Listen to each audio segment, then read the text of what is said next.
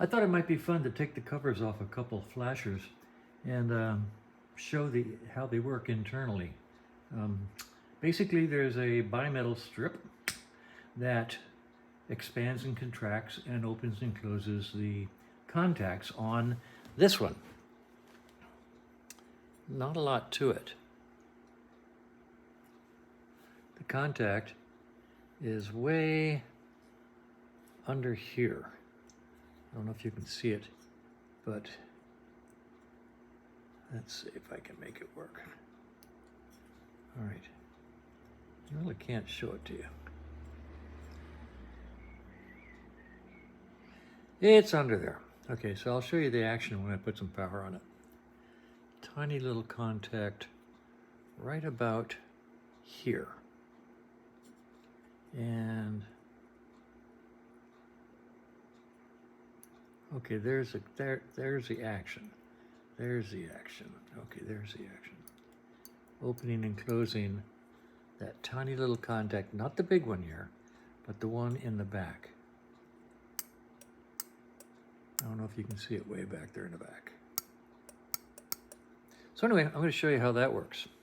And then this is a more modern one. It has a big old capacitor in it.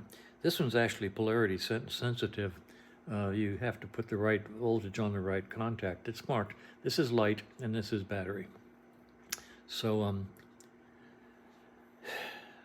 let's see if these lights over here are just some test lights. They're actually two tail light bulbs, and I've wired them so all of the filaments are on at the same time. I don't remember why I built them a long time ago, but I still have them, so I'll show you how they work. Now, they draw more current than your turn signals do, so the flashers are going to flash faster than normal just because of the additional current flow. So if we take the power and stick it directly into the light bulbs, bingo, there they go. Okay, now we're going to run it through this flasher like this.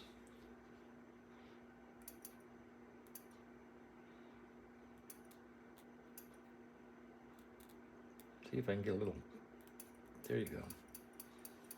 Okay, so now I'll get this camera, I'm going to move the camera down and try to give you a close-up of the action of the flasher unit.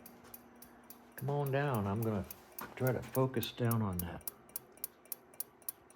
See it flashing? You can see the contact way in the back that's actually doing the work. Right in there. If I can just hold this camera still. So, it's hard holding it still by hand. So that's how the old Lucas one works. And I'll show you something interesting on this. I'll try to hold the camera steady. I'm going to take this one off. Put this one here, up here. And put this one down here. And if I can get a good contact, even backwards, it still works. Okay, so it doesn't matter with the old one. Let's see if I can get this out of here without causing sparks. Let's go over to the new one. This one is marked battery over here. No, it's lights over there. Yeah, so that's going, this is battery then. And this should be lights. Let's see if it works. Yep. See, now that one will work normally even with additional current flow.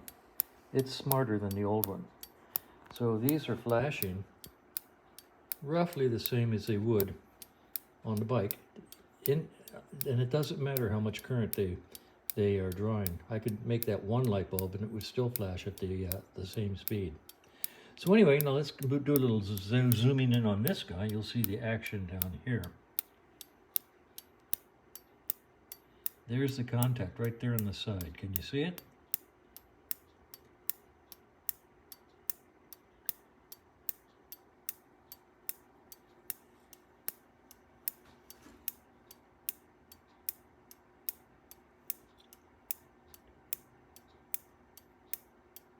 Kind of cool. So that's what's inside flashers, and that's what makes them work. And it was interesting.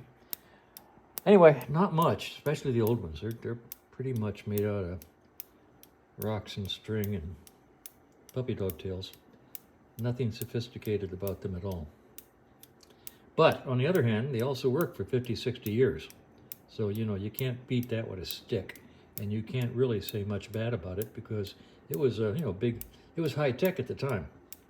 So anyway, and I just dropped it. I'm gonna pick it up. Okay, because it actually says Lucas on it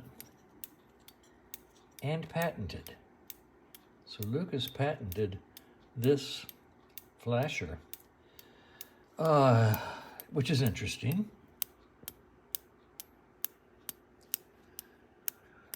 I don't know if I can get a light on there. Lucas and patented. So that's interesting. I swear you buy the same thing at the at the auto parts store, but whatever. Okay, so enough of this hilarity. That's how flashers work.